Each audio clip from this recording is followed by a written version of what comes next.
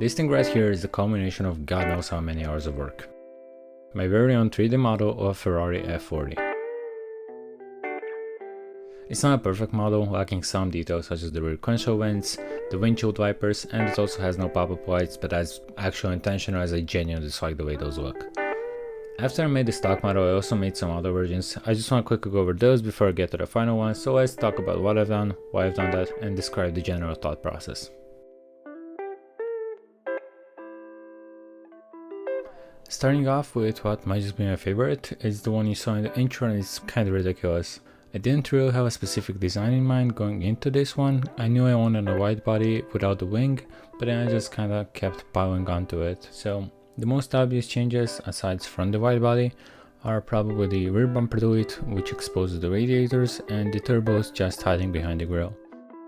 Along with those, there's also a front splitter, some canards, and the flatter rear window, which is now covered with something a bit more fun than the original glass. In its final form, the whole car is painted in a gradient, which includes the headlights, making this already enjoyable mess just that tiny bit less practical. The shooting brake does actually have some thought behind it rather than nonsensical improvisation, as it was inspired by Nils van Roy's Brethren homage. Despite its looks, it's no more practical than the stock version. You can't exactly put anything in the back as it will be sitting right on top of the engine. Still, I really like the side profile. There isn't much else to talk about with this one. Its significance is really more so in the fact this is the first time I built an environment for a model, even if it is a rather boring looking parking garage. I did make some more changes in the final version, replacing the stock taillights with a pair of more futuristic ones, adding a rear diffuser, and of course stancing in beyond the point of durability. Oh, and I did put on some turbo fans because I adore the way those look on just about any car.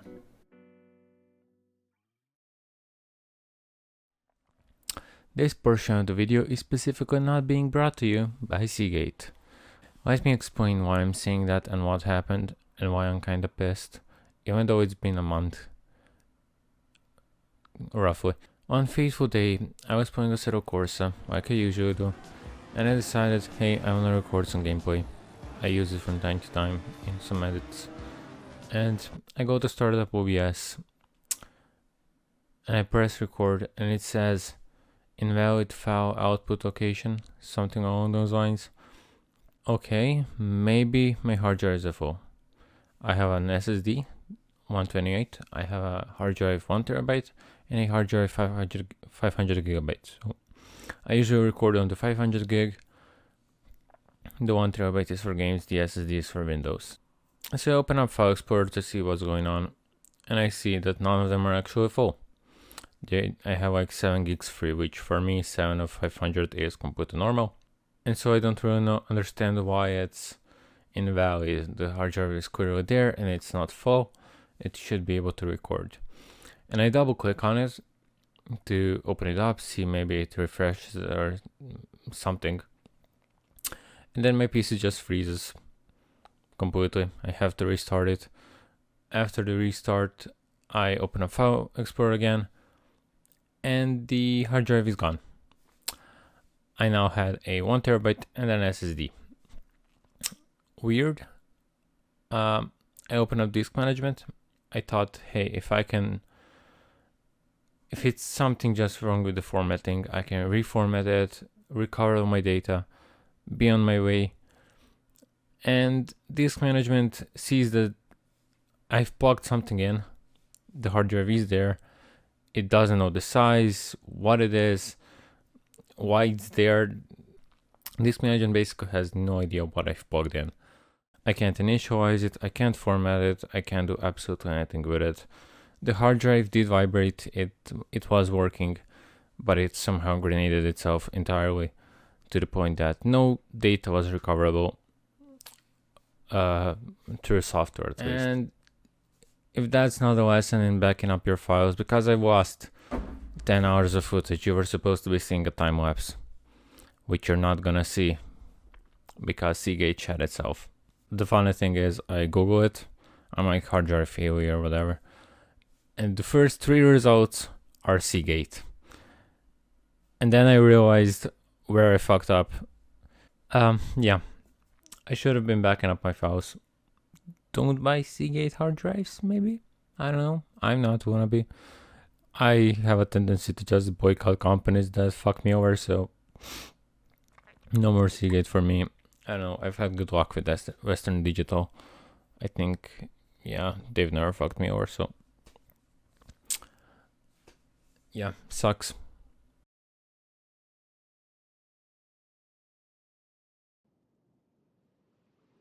So here we are in Blender itself. This is version 2.79. I don't use 2.8, I know that's the newest one. This is the one I'm used to. It has everything I need. I don't really care to learn the whole new system since they completely redesigned it, and this one is just fine for me. Regardless, whatever I tell you, don't take as gospel. I'm an amateur, I do basically everything improvised. None of this is how you should be modeling cars or anything in general. This is just my process, so really don't listen to me. In the middle we have the model itself. I'm gonna talk about each individual part. So we're gonna start off at the front here and work our way towards the back. In the front here we have the splitter, the canards and the mirrors, all of which are supposed to be aerodynamic. And I say aerodynamic, I'm not an aerodynamics expert, I know barely the basics, I'd say. I don't know if this should be curved, if this should be flat. This I don't think is the correct curve. As I've said, this is all improv, so I just made it in a way that kind of looks nice to me. You also have the extremely wide body here with some vents.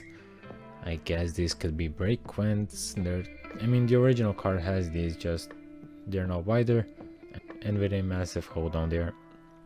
Speaking of down there, we are making our way towards the middle of the car with this massive hole in the middle. Hear me out, I wanted the door to be accessible, then again, I didn't want an actual dent in the design. So I made this and I put a carbon fiber rocker panel, I guess you'd call it. And this tip itself just connects the rear wide body to the front with a simple line. The other connecting point from the front to the rear is this line right here, I'd say, going from the side door air intake into the back to the wide body here, unlike the original. I mean, I guess it's like the original, it kind of splits into two. I didn't want a square, I think that kind of looked just tacky. So I made these sort of three planes, the flat one horizontal, the flat one vertically, and the 45-degree angle one that kind of connect the wide body to the car. It is pretty wide, you can see the whole air vent here thing. There are no new air vents here, this is all standard. The clamshell itself is standard, the NACA duct is still here. The vents that I didn't model in the original one, not here still. I don't care for them too much. It works fine without them, I guess. You have the massive vent in the back. And going here, you see no engine. I didn't model an engine for this car, simply because, let me demonstrate. I have to switch over to this view. And I'm gonna do what's called a bad idea. I selected the clamshell. And it takes way too long for anything to happen, so you can see why, because it's at subdivision 5. I don't think this is how you're supposed to do this. There are probably simpler methods. I'm afraid to hit tab, it's going to freeze everything, but here, actually let's do it. You can see it's chugging and it's not fun to work with this. The whole car is bloated, I guess, with the amount of vertices and faces and curves and subdivisions. So, working our way towards the back. Rear diffuser. I also made this sort of GT3 kind of rain lights. They don't really make sense. You have the kind of swirly ones here. And we have the massive wing, again, probably aerodynamically not sound at all. It's got two planes, sort of, again, one underneath the other. Probably create some weird fucking vortex here. Wouldn't recommend you put this on a car at all.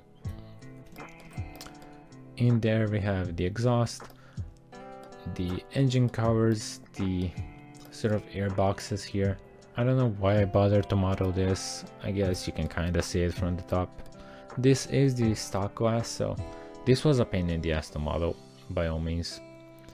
It's a pretty complex shape for me, I'm a beginner. And I just added in this air intake from the Acura Shonda NSX. I've selected the actual glass. Okay, it doesn't clip through. I'm not that caveman of a brainish. So it has a hole for the thing. I'm actually going to move this away.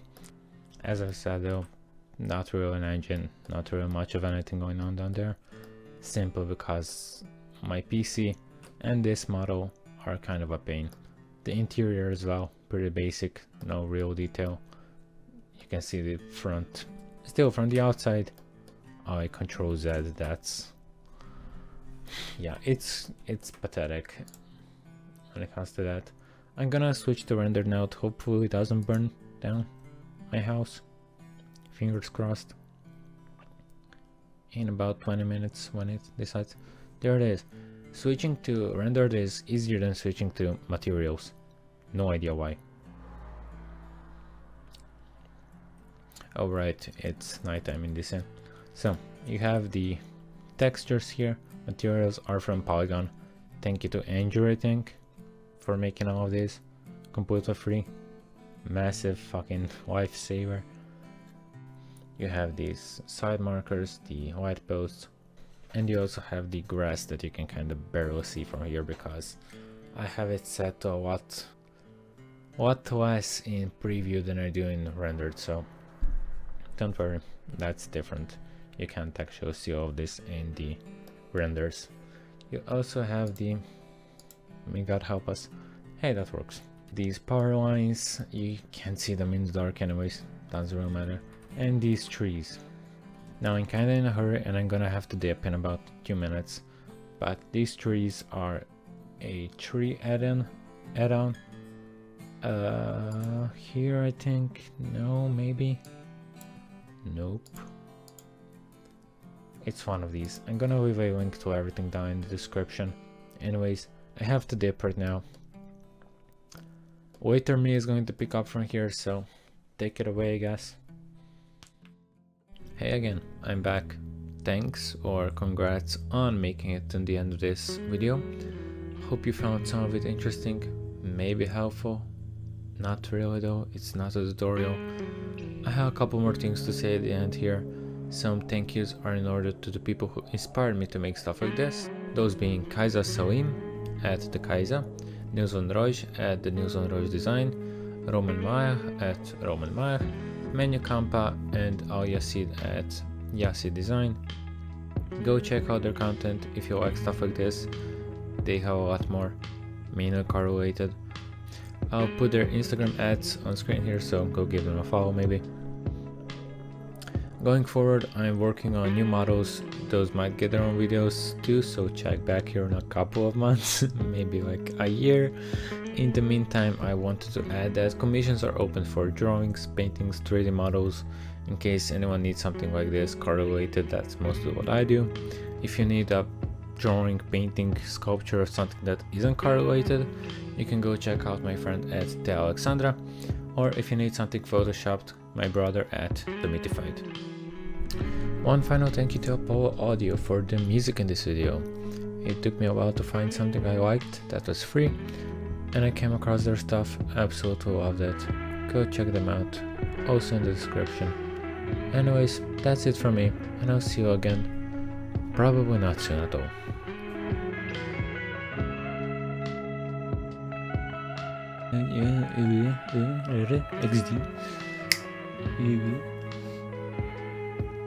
It's not a perfect model, lacking some details such as the rear console vents. Ferrari, Ferrari, Ferrari, Ferrari, Ferrari, Ferrari, Ferrari, Ferrari, Ferrari, Ferrari, Ferrari, Ferrari, Ferrari, Ferrari, Ferrari. It's not a perfect model, lacking some details such as the rear console vents and windshield wipers, windshield. Why the fuck is windshield so hard to say? Is that good? Is that fucking British good? God fucking kill me. Starting off, The most obvious changes aside from the wide body are probably the rear bumper delete, which exposes the what even was that? The most obvious changes aside from the wide body are probably the rear bumper delete, which now exposes the radiators. What the actual fuck?